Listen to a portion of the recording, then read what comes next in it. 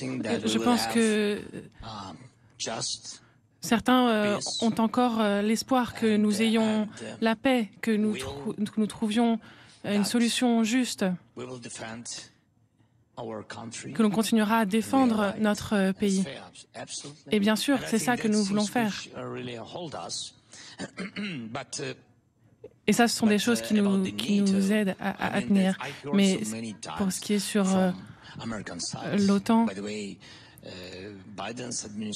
l'administration, le gouvernement Biden et aujourd'hui le président Trump ont dit beaucoup de choses. Ils ont transmis beaucoup de messages par téléphone. Mon premier appel avec le président Biden, lors de cet appel, j'ai dit « mais est-ce qu'il faut qu'on soit dans l'OTAN ?» J'ai dit on verra. Et puis on a eu plus de réunions, on a abordé plus de questions. Mais honnêtement, les États-Unis ne nous ont jamais vus dans l'OTAN. Et ils en ont parlé, mais ce n'était jamais une réalité pour eux. Ils ne nous veulent pas dans l'OTAN. C'est vrai. Il y a beaucoup de sénateurs, d'hommes politiques qui ont contribué à notre volonté de vouloir faire partie de l'OTAN, mais au niveau du chef d'État, de chef de gouvernement, il n'y a pas eu cette volonté-là. Je n'ai jamais eu de confirmation disant que nous serions membres de l'OTAN. Jamais. Donc ce n'est pas une question à poser au président M. Trump. C'est une politique qui existe, qui dit que l'Ukraine ne fait pas partie de l'OTAN. Ça ne veut pas dire qu'on ne peut pas changer cela, puisqu'on voit aujourd'hui que l'OTAN en Europe est une organisation constituée de soldats forts, notamment en Ukraine. Nous ne faisons pas partie de l'OTAN, mais nous avons une armée forte qui peut renforcer l'OTAN partout. Et je pense que c'est dans notre intérêt à tous d'inclure l'Ukraine à l'OTAN. Cela va dans l'intérêt de l'Ukraine, mais de l'OTAN aussi. Et nous en avons parlé avec M.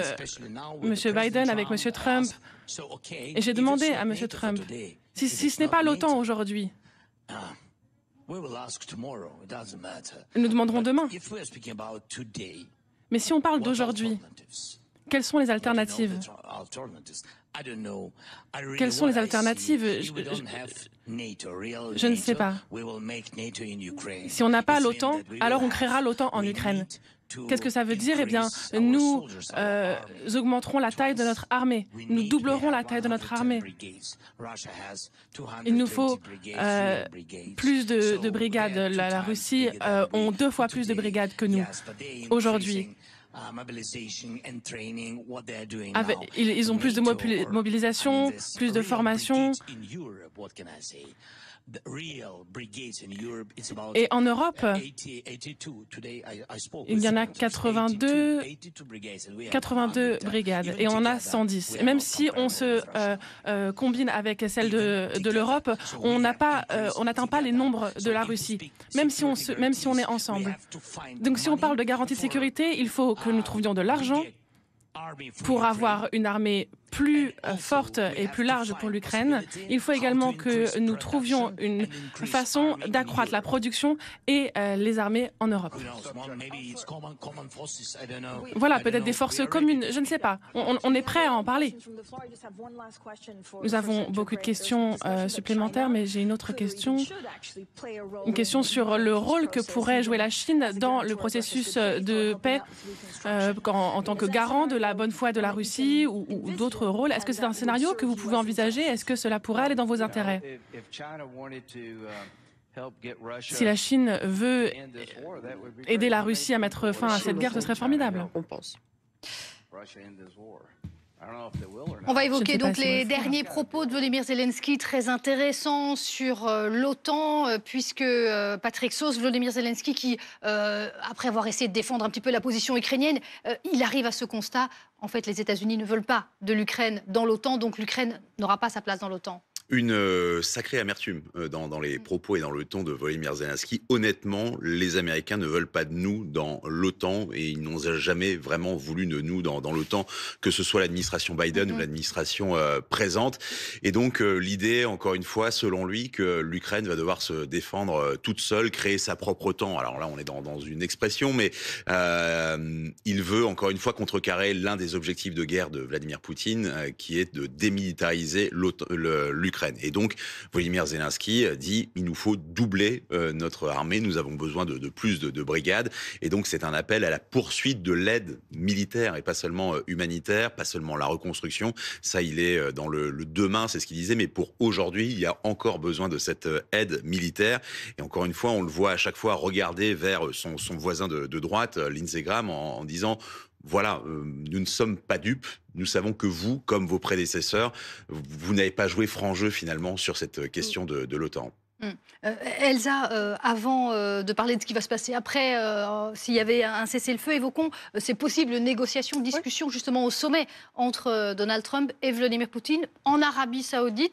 Est-ce que vous avez plus d'informations sur comment ça pourrait se passer? Oui, alors en fait, ce qui commence à circuler dans certains médias et en Russie, c'est la composition de l'équipe de négociateurs qui aurait été chargée par Vladimir Poutine de suivre ces discussions. Et il s'agit en fait de deux poids lourds.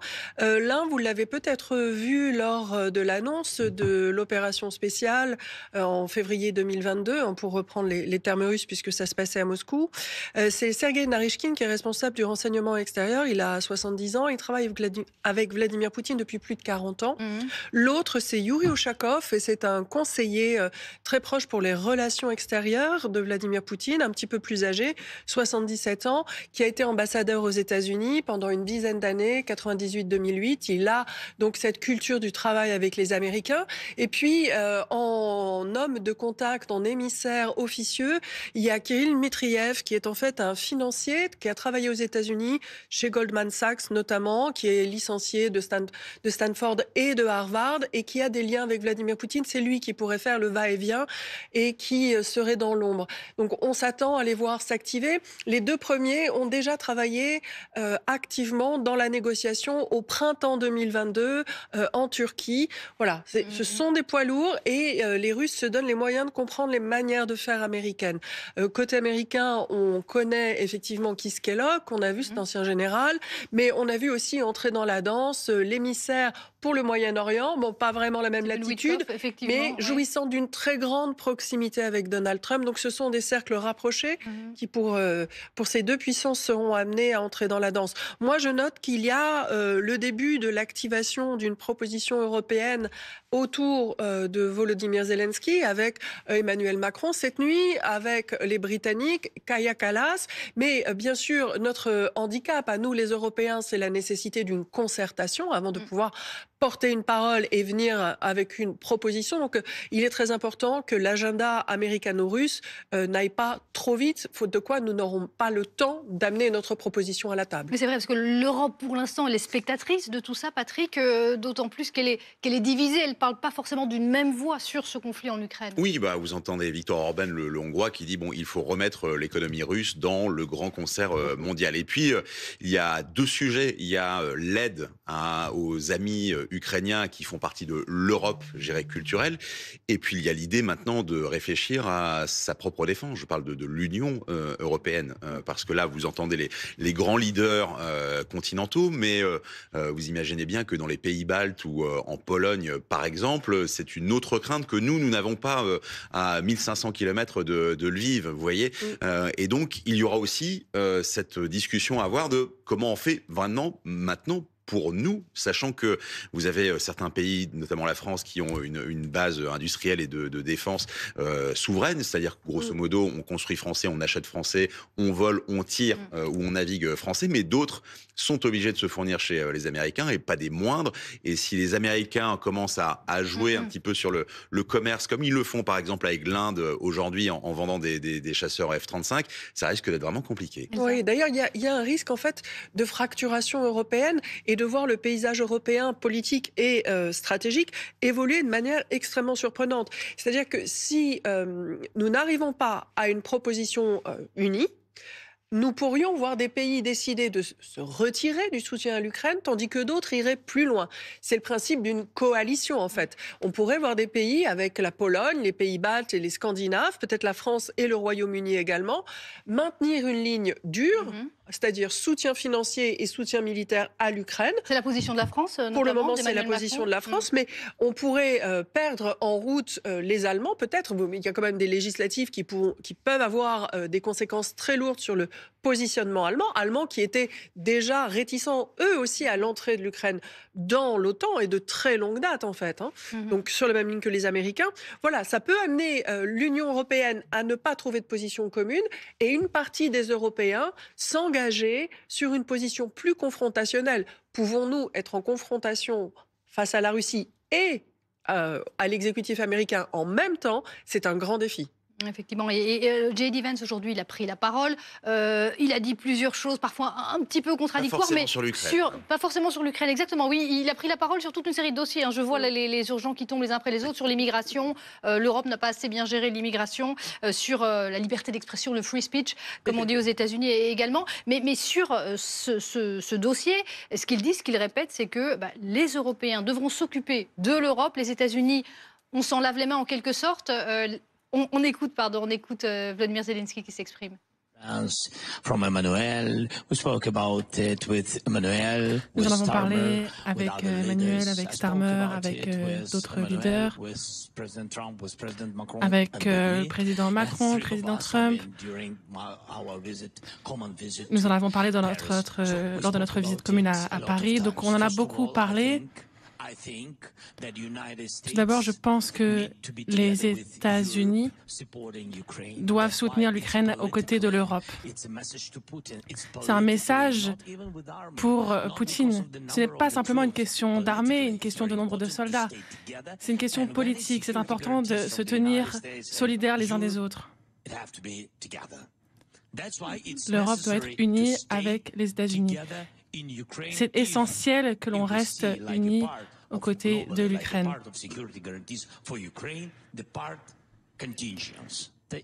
Et c'est important d'avoir ces garanties de sécurité pour l'Ukraine. La deuxième chose, comme je l'ai dit,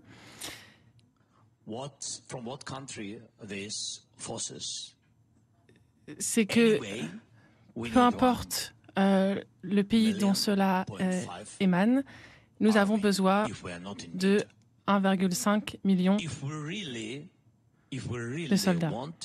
Si nous voulons vraiment pouvoir trouver la paix, si on veut ne plus avoir peur, si on ne veut pas de nouvelle invasion de la Russie, si on ne veut pas de nouvelle occupation de la Russie, il nous faut de vraies garanties de sécurité. Il faut des garanties préventives, des mesures qui font que Poutine ne pourra pas recommencer. Si Poutine a une armée d'1,5 million, il faut une armée d'1,5 million en face. Donc je pense que cela est nécessaire. Des garanties de sécurité. Il s'agit de venir soutenir. Bien sûr, OK, vous n'êtes pas dans l'OTAN, mais si ce n'est pas disponible, si ce n'est pas possible pour nous aujourd'hui, qu'on ait au moins une armée solide. Sinon, c'est l'armée d'en face qui sera plus grande et plus forte. Je pense que c'est important d'avoir une alliance forte. Ça, c'est mon point de vue. Et entre nous, nos soldats ont déjà fait leur devoir. Nos soldats ont déjà fait leur travail. Et vous savez ce qui se passe sur notre territoire, vous savez où nous avons besoin de forces supplémentaires. On a déjà la carte avec les nombres nécessaires.